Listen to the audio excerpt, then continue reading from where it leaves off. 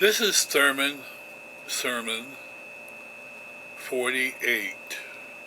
And this one is really kind of interesting. And this is when he was preaching on the Sabbath at Tiberias. Jesus talks to his disciples about heaven. It's 153:1. 3. Sabbath at Tiberias. The Sabbath services of the apostolic party had been put in the hands of the women by Andrew upon instructions from Jesus. This meant, of course, that they could not be held in the new synagogue. The women selected Joanna to have charge of this occasion, and the meeting was held in the banquet room of Herod's new palace, Herod being away in residence at Julius in Perea. Joanna read from the scriptures concerning woman's work in the religious life of Israel, making reference to Miriam, Deborah, Esther, and others. Late that evening, Jesus gave the united group a memorable talk on magic and superstition. In those days, the appearance of a bright and supposedly new star was regarded as a token indicating that a great man had been born on earth. Such a star having then recently been observed, Andrew asked Jesus if these beliefs were well-founded.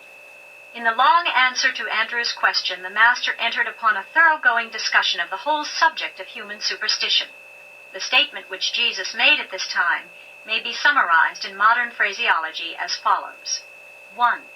The courses of the stars in the heavens have nothing whatever to do with the events of human life on earth.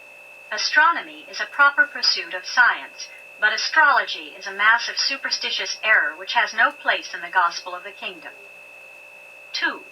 The examination of the internal organs of an animal recently killed can reveal nothing about weather, future events, or the outcome of human affairs. 3. The spirits of the dead do not come back to communicate with their families or their one-time friends among the living. 4. Charms and relics are impotent to heal disease, ward off disaster, or influence evil spirits. The belief in all such material means of influencing the spiritual world is nothing but gross superstition. 5. Casting lots, while it may be a convenient way of settling many minor difficulties, is not a method designed to disclose the divine will. Such outcomes are purely matters of material chance.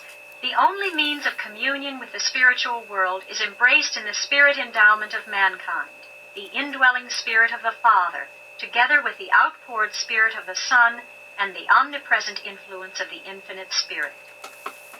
6. Divination, sorcery, and witchcraft are superstitions of ignorant minds, as also are the delusions of magic. The belief in magic numbers, omens of good luck, and harbingers of bad luck is pure and unfounded superstition. 7. The interpretation of dreams is largely a superstitious and groundless system of ignorant and fantastic speculation.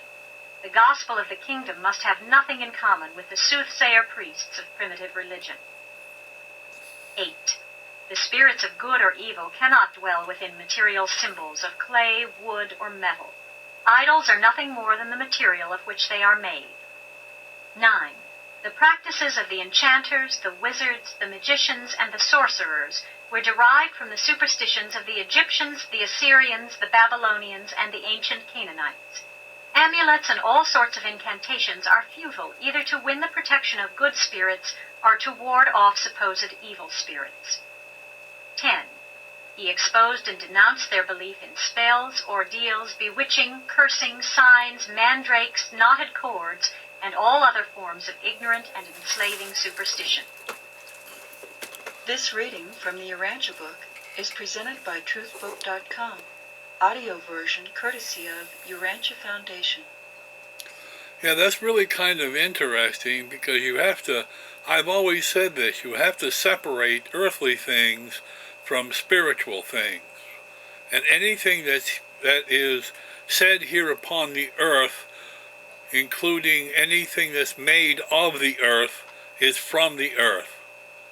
Spiritually, it is within us. Heaven is within us. So that means that what is spiritual is unseen. This is Minister John Ruland III, and I will catch you next time.